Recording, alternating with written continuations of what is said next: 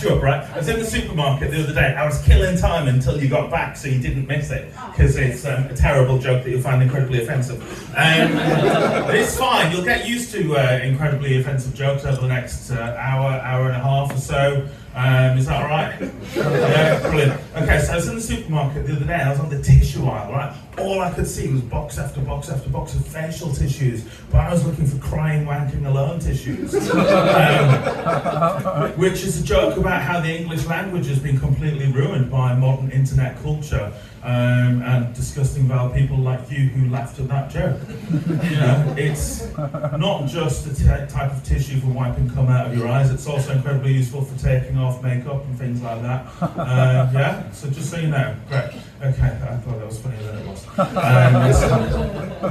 Whilst I was in the super, on that, right? So I've never had like male or female ejaculate on my face. So I've never had to wipe it off, and that's why I was looking for a specific type of thing. And the reason I say that is because there's a callback later, and if I hadn't have specifically remembered to say that line, right, the callback would be terrible. Okay? So just so you're all with me, it's fine. Don't worry. You're looking very confused, right? So, no. What it is, right, is I've set up a thing now, so it's in the back of your head, right? Yeah, and that's like the beginning half of a callback. So later on, right, I'll make a reference to that, and everyone will be like, oh, he's so funny. The way he set that up, I thought he'd completely forgotten, right? But he hadn't forgotten it. He's actually referenced it right at the very end. And now he's left the stage. Oh, bloody hell. Like, that's how it will go. Right, yeah? Oh, no worries. Cool. So, just so the other thing that I saw when I was in the supermarket, again, I don't know if any of you guys have seen this. So I was buying alphabet spaghetti, right? I don't know if you've noticed. Alphabet spaghetti, because of all the cutbacks, because of the cost of living crisis, because ingredients are much more expensive, right? Only available in lowercase now. Which, you know, has ruined my childhood memories. I was a big fan of alphabet spaghetti when I was a kid. I used to go to my great-grands to have alphabet spaghetti on toast. Nice, proper, northern working class food like that. None of your fancy, what was the word you used, Ellie? Vol-au-vents. Never fucking heard of them before. It's a type of car, isn't it? The Vol-au-vent V60. Anyway, right, so, sorry, that was very mean of me. Don't worry. Still give me a cake next week. Right, so yeah, Vol-au-vent V60, very. But right, so I used to go to my great-grand to have alphabet spaghetti, right, on toast. And one of the things about my great-grands, because I'm from quite a poor background, right, my grand still had an outdoor toilet. So for those of you who are very young, right, an outdoor toilet is literally what it sounds like. It's like a portaloo, but made out of fear and spiders, right?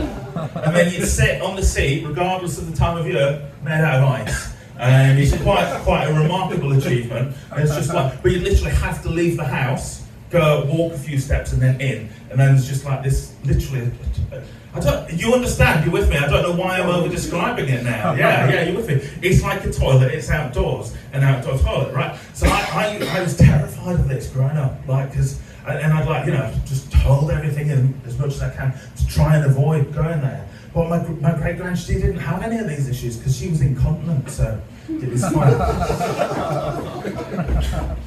And that's the level of empathy that I have that drew me to working in the NHS, which is where I have a job now.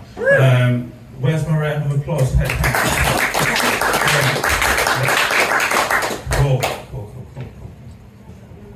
Yeah, so anyway, right, so I work in the NHS. I do an incredibly boring job. I work at nearest 10 miles away from a clinician. That's how close I am to the front line, so sorry for making you waste your claps there. Right, but in the lead up to winter, right, every winter there's a crisis in the NHS, and A&E, there's going to be huge queues, etc. And we try and proactively prevent people who are high intensity users of A&E from getting there in the first instance. So we look at who are the people that we need to work with and put in place support systems. There's a joke at the end, don't worry. Right? Put in place support systems so that they're not over-reliant on A&E, so that there aren't as many queues, etc. And it's just a very proactive approach. This year we called it Going Further for Winter. We're working harder, we're going further for winter. Very kind of branded approach, right? What it isn't is my reaction in the first meeting I heard about it, where someone said going further for winter, and I said, what? Like swallows? They go further for winter. They go to Africa, don't they? But we're not sending these people to Africa. That's a Home Office initiative, isn't it? And the director who was on the call kicked me off the meeting. It was weird. Right, okay. I need to finish that joke better. Right, but that's a true thing apart from the getting kicked off thing. It's a real thing. And like the NHS is great. And I love the NHS. I think that one of the key bits of the NHS that not a lot of people know about, there's an organisation called NHS Resolution, and it does all kinds of things. So if someone were to happen to have the wrong arm taken off in a surgery, oops, again, right, NHS Resolution sorts that out, right? They do the compensation. Sorry, Dave. Happened to him twice. So yeah, NHS, they do all kinds of things, but also they operate a tip line. So anyone who you feel is like being explosive of the NHS, committing fraud against the NHS, they've got a tip line you can ring up. I use it on a regular basis, 3 or 4 times a day, and I recommend you guys do it as well, right? I ring up, I say Matt Hancock, and then I put the phone down again. I would request that you all do the same as well. Okay, I thought that was a better joke than you did. That's fine. Right, but speaking of politicians, a lot of comedians are very, very mean about politicians, use all kinds of very foul language. I wouldn't do that, Mum, for when you watch this video back, right? But like Boris Johnson, right? I personally don't feel that it's fair to be rude about Boris Johnson, right? Because I don't think you should be rude about someone in front of their kids. And in a room of any given size in this country, there's a real risk that that might be the case, okay? So do bear that in mind when you're talking about him. But I mean, he's gone now. We get to forget he exists, which is brilliant. It really is. It's good, and we get to pretend he exists for another couple of months. Don't worry, he'll come back. Right? The current government, it really reminds me of one of the worst things I ever saw in real life. Right? I was driving along the street and I saw a car come in the opposite direction. Fairly regular sighting. I don't know if any of you tried that. Driving along a road, right? And there's a car coming in the opposite direction. You seen this, everyone? Yeah? Yeah? They say comedians, you should do like relatable material, so I'm just really fucking trying here, guys. Jesus, right? But this car was special. This is something I hope none of you have seen, because it's one of the worst things I've ever seen, right? There was a cat stuck in the grill of this car coming the opposite direction, half hanging out with like bits slightly dangling across the floor.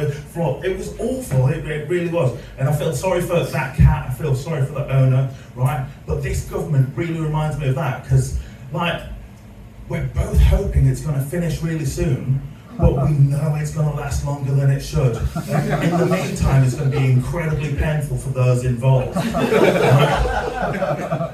So that's my view of the government at the moment. But I have a cat. She's still alive. I've had cats hit my cars before, so I really empathise with those people. I do really have empathy, honest. Right? So I empathise with whoever owned that cat. I have a cat at the moment, Rosebud. She's beautiful. She went through a period last year where she was doing squirts. Like just, smelly squirts, right? And literally on a Teams call, luckily not the one with the director where I accidentally offended lots of people who were Tory cunts. Right? But during a Teams call, I was chairing, my cat jumped onto the laptop. Anyone who's worked from home, and if you have a cat, you've seen this happen. If you've been on a Teams call, you've seen this happen. I lifted my cat up, squeezed her in the wrong place apparently, onto the laptop, whilst I'm chairing a Teams call. Right, I had to go, right guys, okay, just give me 1 second, I just need to sort something out. And just paused, ran off, got everything cleaned, right? And I thought, that's awful, right? But then a couple of days later, I was lying on my sofa, because I'm incredibly lazy, right? And I was watching a film, having a quick wank, right? I mean, who hasn't? Schindler's List is on, right? And you go, yeah, let's give it a whirl. Not as good as you might think with Schindler's List, I don't know. So she jumped on me, right, as I'm just watching the TV. She's just like jumped on my chest. And I just automatically went to push her away, right? And she did that again in my face. And I quickly sealed my eyes, and I sealed my nose, and I sealed my mouth. And I got up and I ran to the bathroom and just rinsed my face, like washed it so hard for like 5 or 10 minutes without breathing for as long as I could, because I didn't want to smell that, right?